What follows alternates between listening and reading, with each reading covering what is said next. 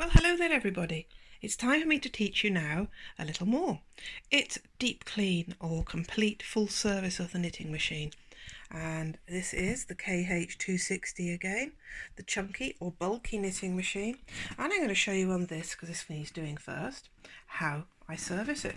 It's quite easy. We need some spirits to clean with, that's to dissolve the oil and grease. I'm going to use a little WD-40 that I only use after I've done a deep clean. I'm going to use a tray, let me just get that. A tray to put the needles to dry on, and something to hold the liquid in to dissolve and clean them. And we need a rag as well to polish them up, the needles. So how am I going to start? Well, first of all, I'm going to remove the carriage.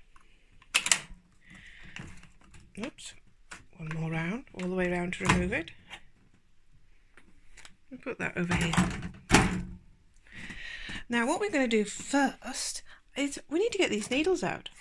So earlier on I did vacuum the machine, as I did my video lesson on how to clean the machine. So all these needles need to come out, and you see now that they are stuck, they won't come out. There is something holding them in, and that something is hidden away down here. Let's see, can I zoom in and let you see it? Can you see that little tiny white strip? Now that goes all the way along here to the other side. So what we use is something to push it out. There it is, see? I'm just poking the end of the white.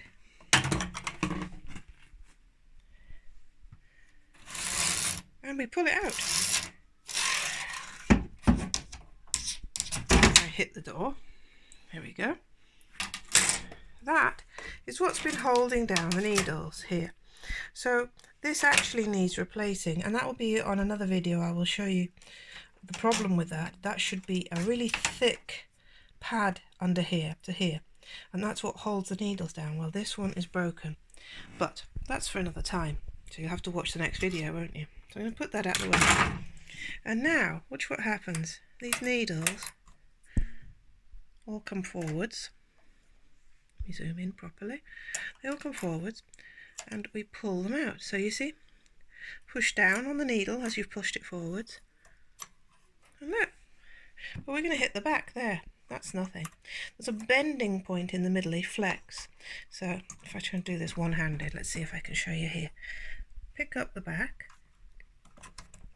bend it, make sure the latch is closed, and pull it out. See how dirty that is? That go in my pot. So I'll carry on doing that, and I'll put the camera on the tripod so you'll be able to see a little bit more of it. So all we're going to do is close the latch at the front, put our finger underneath at the back, and flick it out.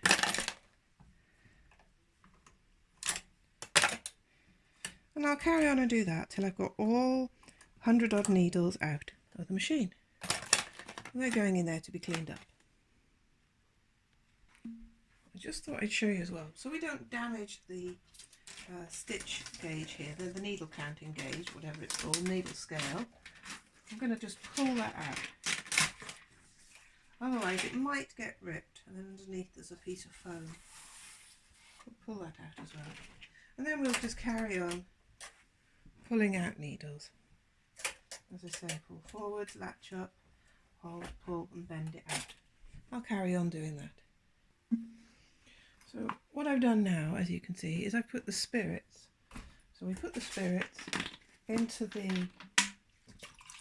container, and we're just going to leave them soak for a while. So I've done half of them, so this is just to show you quickly. And what I'm going to do is just clean them up. You can put them in a jam jar and shake them so they clean themselves. You can use the brush just to brush around and clean them. And the water will turn black. You'll get lots of dirt in there. And we'll leave those soak, and then what we do is put them onto a tray afterwards. So I shall continue that. We're just taking out the last few. Always make sure those latches are closed, otherwise they'll hook and damage. And you can be quite strong with them. You don't have to be too delicate because they bend in the middle really well. And the others are there but just soaking and cleaning themselves basically. I'll go back to those afterwards. I'm doing half and half. Half a soaking while I'm taking the other half out. So next job now, I'm going to use some gloves to protect my hands, and I'm going to let's see if we can zoom this back out. I'm going to get the gloves on and then clean and polish each of the needles individually and put them out onto the tray to dry. So I'm just going to get the needles out, a few at a time. And then this is the boring bit. You just give them a polish and a clean. Check that the latch hook there moves freely, that there's no bends, that they're all in good condition. And I just carry on polishing and cleaning till I've done both sets of needles, because this is just the half. The other half sat on the needle bed waiting to go into my container because my container wasn't big enough. This is my odd sock. I bet you I'll find the other sock after I've destroyed this one doing this, but still. Right, I'll carry on doing that. See you later. Right, so the next step now is to get all the dirt that's in here out. So all we do is do a vacuum, a really, really thorough vacuum. We vacuum along the front section and we vacuum across the top of the needle bed.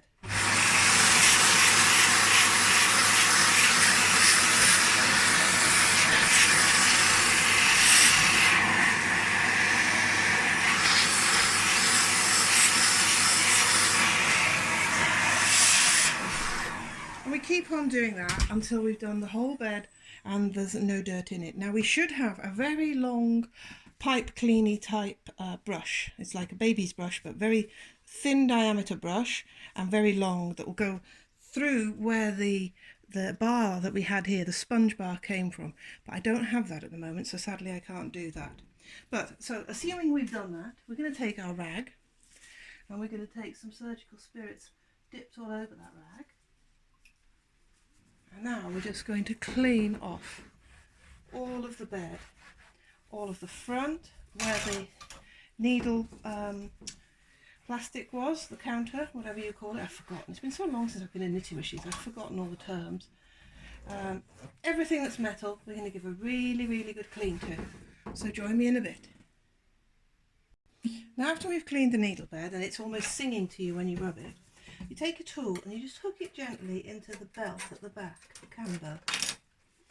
And then you see we've got that now sticking out on the finger between. Now don't stretch it too much, but carefully put a saturated rag over it and shuffle slowly along, cleaning both sides by gripping it in your fingers.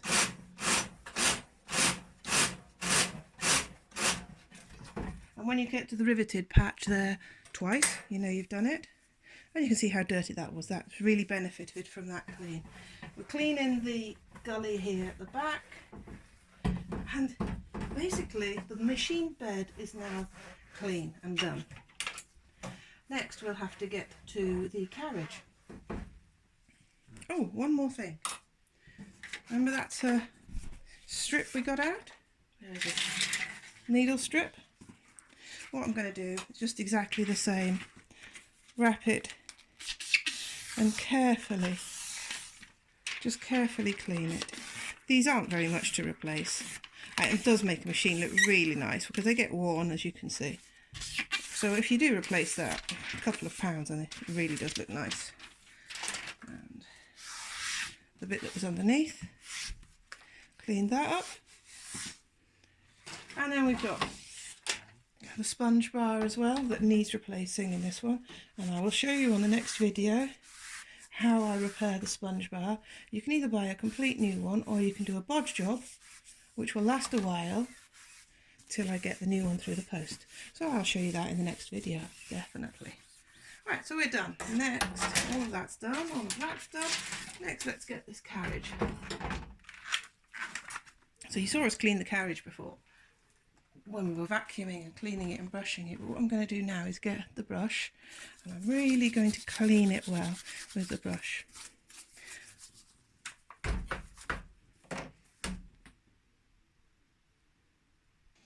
Now I've cleaned all the bottom of that, give that a good clean. Check the condition of the magnets while you're here. Make sure they've not got any bits of metal stuck to them or any bits of broken latch, which sometimes happens. Now we're going to turn it around, get a little bit on our brush, and we're just going to clean the rail that we used to attach it to the machine. Now this won't hurt the plastics if it dribbles all over it, but it will hurt your carpet, so remember to have that rag down. And all we're doing is just melting all the oil, and then we're going to wipe it away. Being careful not to hook anything, we don't want to break anything, sort of dab the bottom, carefully clean it, and the excess will dry and evaporate away. And all the time when I'm doing this, I'm just checking that there's nothing broken, nothing looking extra worn. I've cleaned all in the rails, check the magnets, that's all done. Turn it over and just give the plastics a bit of a wipe through there. So that's the carriage done now. What's next, I wonder? Putting it back together. So let me show you how to do that next. So I've moved the sponge bar out of my way. I've got the latches and the hooks all checked out here. Checked everything. Not very much wear at all. This machine's been used, not cleaned, but not worn. So all we do is make sure the latch is open. And then slide it through the designated slot that we're going to choose. And push through. Can you see? Where am I on this thing? Ah, there we are. Let's see if I can zoom in for you. There you go. And we just basically, let me do this with the right hand. When we've got it in the right way, just flick it forward and push it back. Some machines you actually have to push down, so I'm going to flick another one through. Flick it forwards. And push it back and it's done. But some machines, to get it to go back, you actually have to push slightly down. This one it doesn't, see, that one stops it. So I'm going to repeat that all the way along with my handful of needles till I've got them all back in.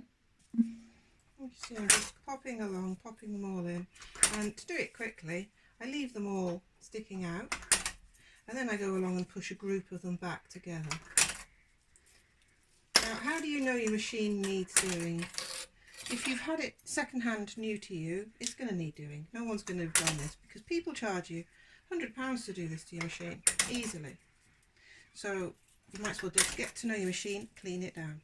It's normally one of the first lessons I teach the ladies when I'm teaching them. Why would you want to use a machine that's really difficult to use, greasy, dirty, hard to push? It makes such a difference. The carriage will glide across effortlessly afterwards. The needles will be easy to select and use. It'll just be a joy to use. So if you've got a second-hand machine and you're struggling, get on and get to know it. Give it a service. Make it feel better. Make it work for you. So there we are. We're getting quite a few in now. Probably just got my arm, haven't you, in the way. Sorry, but at least I'm talking to you. And then with a tool, I just push more back. So that's half the bed done. And now from the other side, I just continue along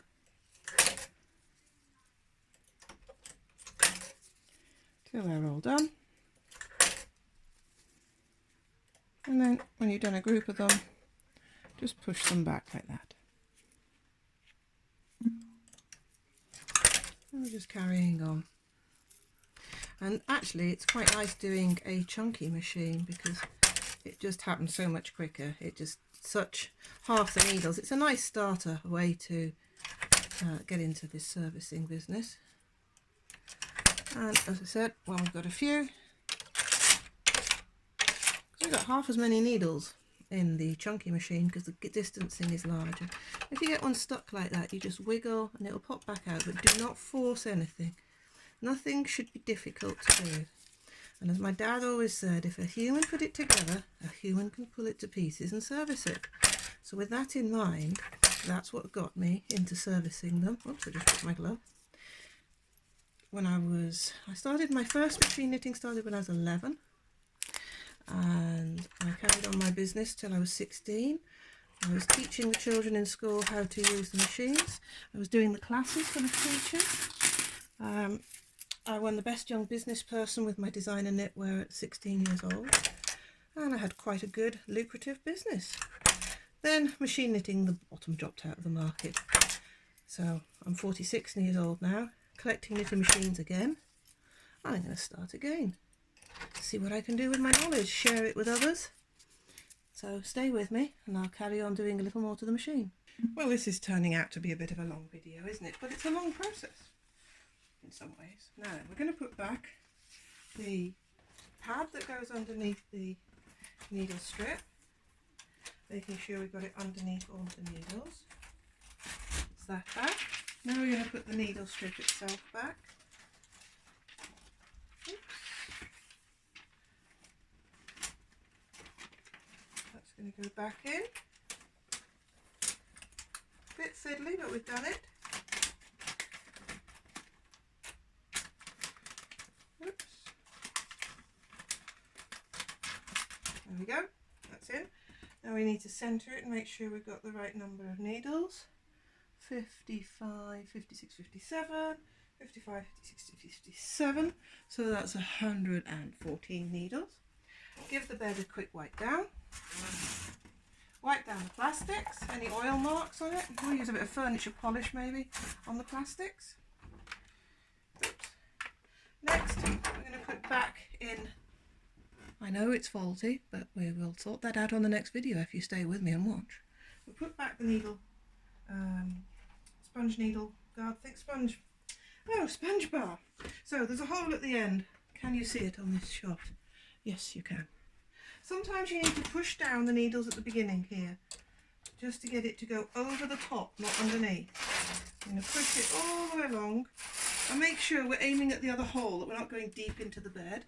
Balance it with your hand so you've got it on both ends sticking out.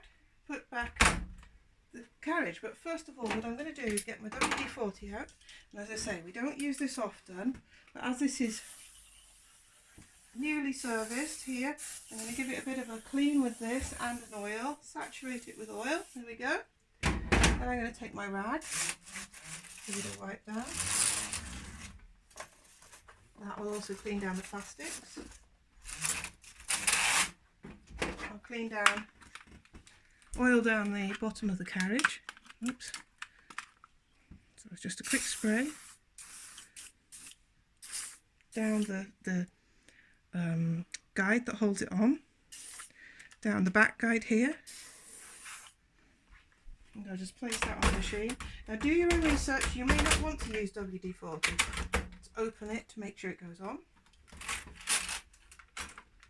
Some people will not use it at all on their machines. I only use it sparingly, as I say, when I've done a deep clean and full service. Oops, the needle sticking out. Right, so that is that done. Look how easy that is to push. That is such an improvement. If you can't just push your carriage and it floats across, you need to do a deep clean and a good oil. That done. Right, next, as I said before, we need to get these off and clean them. So I'm going to go get a screwdriver because one of these has some thread wrapped around. This one here is not moving. You need to check they're all moving freely and your bristles are all nice and clean. Everything's functioning. So I'm going to go get a screwdriver to open that up. Right, that's all ready. Fits on there. It's in the right place. Put the sinker plate on. Just test the machine with a few needles.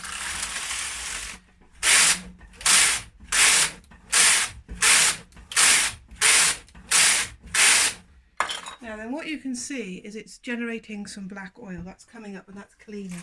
So I expect that in the early days after the clean it will generate some oil coming up. It will be self-cleaning. So I'll put more of them out.